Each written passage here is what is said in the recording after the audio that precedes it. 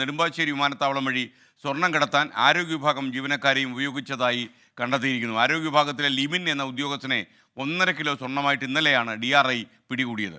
കൊടുവള്ളി സംഘത്തിന് വേണ്ടിയാണ് ഈ സ്വർണം കടത്തിയത് എന്നാണ് ഇപ്പോൾ വരുന്ന വിവരം. വിശദാംശങ്ങൾ ശ്രീകാന്ത് നൽകും. ഗുഡ് മോർണിംഗ് ശ്രീകാന്ത്, വിശദാംശങ്ങൾ. Very good morning S K ഈ നെടുമ്പാശ്ശേരി വിമാനത്താവളം വഴിയുള്ള സ്വർണ്ണക്കടത്ത് അത് അടുത്തിടെയായി കൂടി വരുന്ന ഒരു കാഴ്ചയാണ് കാണാൻ സാധിക്കുന്നത്. അവയവക്കടത്ത് പോലും അതുവഴി നടക്കുന്നുണ്ട് എന്നുള്ള വിവരം ഞെട്ടിക്കുന്നതാണ്. അതിനിടയിലാണ് ഇപ്പോൾ അതിന്റെ വിശദാംശങ്ങൾ കൂടി പുറത്തു വരുന്നത്. ഇന്നലെ ഒരു ആരോഗ്യ വിഭാഗം ജീവനക്കാരൻ അവിടെ നിന്നും പിടിയിലായിരുന്നു. ലിബിൻ എന്നാണ് പേര്. സ്വർണം കടത്താൻ ശ്രമിച്ച കേസിൽ DRI ആണ് അയാളെ അറസ്റ്റ് ചെയ്തത്. ഇപ്പോൾ വരുന്ന വിവരമനുസരിച്ച് ഈ ഉദ്യോഗസ്ഥൻ സ്വർണം കടത്തിയത് കൊടുവള്ളി സ്വർണ്ണക്കടത്ത് സംഘത്തിന് വേണ്ടിയാണ് എന്നിപ്പോൾ കണ്ടെത്തിയിട്ടുണ്ട്. അതാണ് ഇതിലെ പ്രധാനപ്പെട്ട ലീഡ്. 4ാം തവണയാണ് ഈ ഉദ്യോഗസ്ഥൻ നെടുമ്പാശ്ശേരി കേന്ദ്രീകരിച്ച് സ്വർണം കടത്തുന്നത് എന്നാണ് കണ്ടെത്തിയിരിക്കുന്നത്.